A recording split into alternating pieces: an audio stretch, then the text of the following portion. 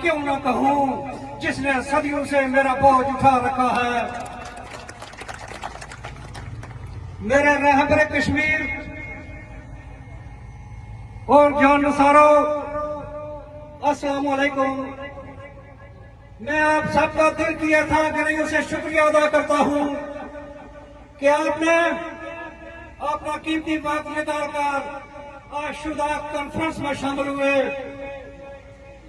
लोगों में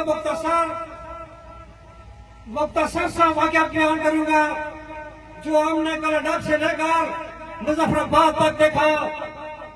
सबसे पहले हम पलाहूर से चले। एक 16 साल जवान था, उसकी माँ और उसका बाप गाड़ी तक उसको अलविदा करने के लिए आए। फिर हम कनाडा के अंदर आए। मास्टर महबूब साहब ने हमें अपनी मखसूस दुआओं के साथ रुखसत किया। चलते चलते लोगों, जब हमने कोटली अबूर किया तो छोटे छोटे बच्चे नारे लगा रहे थे कि आवाज दो, आवाज दो। हम आगे चलते गए। जवान बहने छतों पे खड़े होकर अपने भाइयों को अलविदा कर रही थी।